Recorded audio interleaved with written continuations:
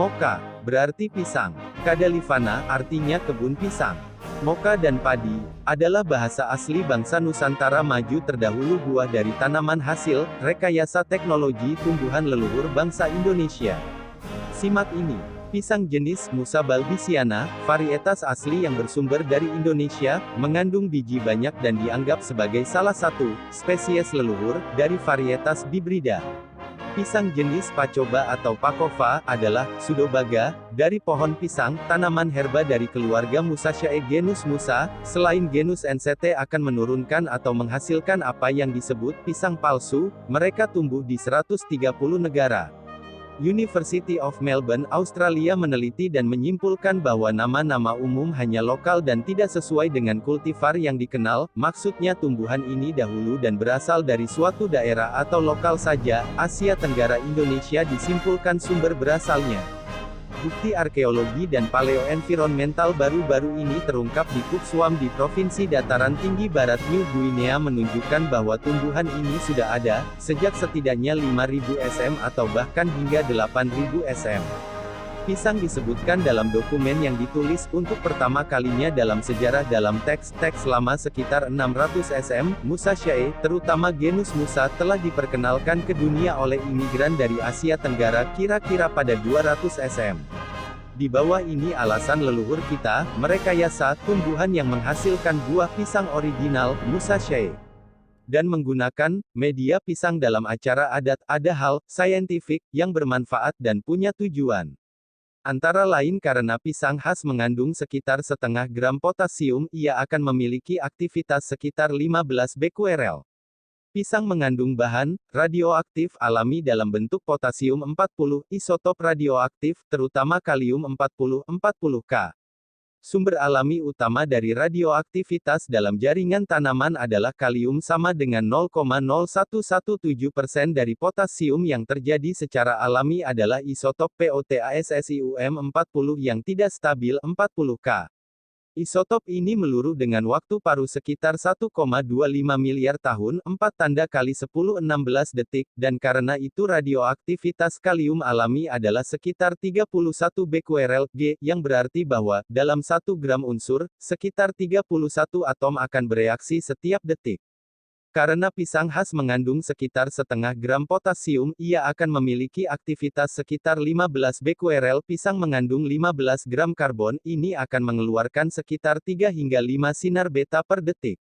Dengan menggunakan faktor ini, satu dosis setara dengan pisang, keluar sekitar 5,02 nanosievert, Bq tanda kali 31 Bq/L, G tanda kali 0,5 gram 78 nanosievert sama dengan 0,078 mikrosievert.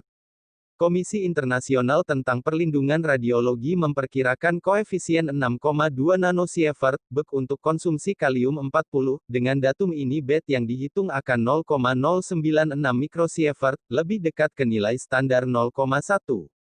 Nilai 9,82 tanda kali 10 minus 8 sieverts atau sekitar 0,1 microsieverts, 10 murem untuk pisang seberat 150 gram, 5,3 ons. Ini perbandingan dosis radiasi pada sievert, mulai dari yang sepele sampai yang mematikan. Pisang 150 gram, 5,3 ons, sama dengan 0,078 mikrosievert.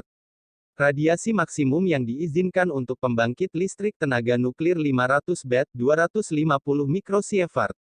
CT Skandada menghasilkan 70.000 BET, 7 milisievert.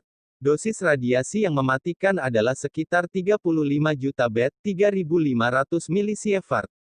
Satu truk pisang mampu membunyikan alarm ketika melewati radiation portal monitor, yang digunakan untuk mendeteksi kemungkinan penyelundupan bahan nuklir. Pisang dapat menjadi penangkal sihir atau energi buruk, syaratnya pisang itu tidak boleh terkena tanah karena energi alami akan ternetralkan oleh bumi, identik dengan arde pada listrik. Pisang banyak digunakan pada acara ritual leluhur Nusantara hingga kini, karena banyak hal yang bermanfaat dari radiasi yang terpancar dari energi di dalamnya secara saintifik ini terbukti. Pisang dapat menetralkan energi sihir yang ada di dalam tubuh, artinya jika seseorang mempunyai ilmu tertentu jika makan jenis pisang tertentu ilmu itu akan hilang.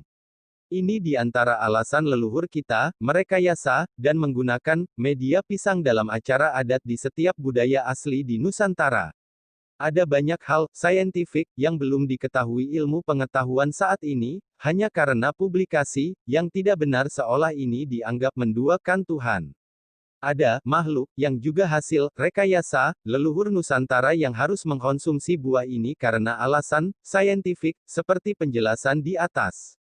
Makhluk apa itu? Ikuti artikel selanjutnya. Saat kita mundur 2 langkah untuk melompat jauh ke depan, kita dapati leluhur kita sudah berada 1000 langkah di depan kita saat ini. Hanya karena publikasi bangsa lain tentang kita yang tidak benar, kita seolah bangsa yang baru kemarin ada. Tidak ada catatan sejarah sebelum tahun 78 Masehi, ini karena kekhilafan kita menghitung awal tahun Saka di prasasti. Bulir padi seukuran buah kelapa ada di Bengkulu, Times Indonesia, Kamis, tanggal 5 Januari tahun 2017. Bulir padi raksasa ini merupakan cikal bakal sejarah dikenalnya tanaman padi. Bulir padi raksasa seukuran buah kelapa masih disimpan masyarakat adat Bengkulu Selatan. Biasanya, bulir padi yang konon berusia 2 abad ini akan dihadirkan dalam ritual adat turun sawah. Mirdi, Sekretaris Lembaga Adat Desa Selali, Kecamatan Pinoraya, Kabupaten Bengkulu Selatan menjelaskan, bulir padi raksasa ini dibawa nenek moyang mereka yang berasal dari Pagaruyung, Sumatera Barat, sekitar 200 tahun lalu. Ia mengisahkan, tanaman padi yang sekarang ada di Bengkulu Selatan dulunya dibawa Raja Mangkuto Alam yang bernama Sri Galir. Sri Galir melakukan perjalanan ke berbagai tempat dan akhirnya menetap di Desa Selali. Lalu, bulir padi yang dikenal dengan padi besak padi besar pun ditanam di desa tersebut dan diikuti keturunannya. Meski padi besak tidak lagi ditanam masyarakat, sebagai bentuk penghormatan, bulir padi raksasa tersebut hingga saat ini masih disimpan dan dijaga dengan baik oleh keturunannya. Bupati Bengkulu Selatan Dirwan Mahmud menjelaskan, ritual turun sawah dengan mengeluarkan replika bulir padi raksasa dan bubuk padi raksasa asli merupakan budaya lokal yang memiliki nilai sejarah yang harus dilestarikan. Untuk ritual adat mereka menggunakan replika bulir padi. Selain juga selalu menghadirkan bubuk bulir padi yang asli. Rencananya pemerintah daerah akan mengemas event turun ke sawah dengan mengeluarkan bulir padi raksasa sebagai kegiatan wisata budaya dan sejarah Kabupaten Bengkulu Selatan secara rutin. Penamaan padi ini adalah bahasa asli leluhur kita, berawal dan berasal dari Nusantara, hasil teknologi rekayasa genetik maju peradaban terdahulu. Cerita padi di Jafat Vipa. Nawang Wulan mengingatkan pada Jaka Tarub agar tidak menanyakan rahasia kebiasaan dirinya kelak setelah menjadi istri. Rahasia tersebut adalah bahwa Nawang Wulan selalu menanak nasi menggunakan hanya sebutir beras. Cerita padi di Sefarnat Vipa. Petik 2. Takioklah boge dunak. Keriklah berasnya nak. Itu kata ibu-ibu dulu. Maksudnya, saat hendak memasak beras itu diambil 1 butir, yang sebesar kelapa dan dikerik beberapa kerokan untuk dimasak dari 1 bulir padi, sisanya dimasak lain waktu. Kenapa hanya sebutir beras bisa untuk makan sekeluarga? Ini rahasianya. Padi adalah tumbuhan organisme eukariota, multiseluler tergolong dalam pengelompokan paling atas klasifikasi ilmiahnya, Plantaesensus strictissimo. Bukti penelitian arkeologi mulai dibudidayakan 10.000 hingga 5.000 sm sudah ada di Indonesia. Ini hasil teknologi rekayasa genetik botanika peradaban maju Nusantara Indonesia terdahulu. Metaphyta Whitaker, 1969, Plantae, Lin Margulis pada 1971, padi disimpulkan tumbuhan yang sudah ada lama sebagai fosil. Dan masuk kelompok tumbuhan tertua yang masih hidup saat ini. Kajian menggunakan penanda genetik SSR terhadap genom inti sel dan 2 lokus pada genom kloroplas menunjukkan bahwa pembedaan Indica dan Japonica adalah benar. Tropical Japonica adalah daerah tropika Indonesia, tempat asal varietas awal padi. Varietas Javanica hanya ditemukan di Indonesia. Inilah asal tumbuhan ini pertama kali ada di bumi. Oryza sativa dipelajari dan dikembangkan pada tempat pengembangan ilmu pengetahuan besar, SINS di Sefarnat Vipa bernama Dharmapala, selain mempelajari falsafah utama, Dharmik. Nama tokoh terkenal salah satunya adalah Suvarnatvipa Darmakirti, hidup pada tahun 610 SM 520 SM. Dia adalah salah satu pencetus pemikiran, logika filosofis, juga ahli teori ilmu yang utama atomisme, yang menyatakan bahwa satu-satunya benda yang dianggap ada adalah keadaan kesadaran sesaat. Karya Darmakirti adalah The Seven Treatises on Valid Cognition.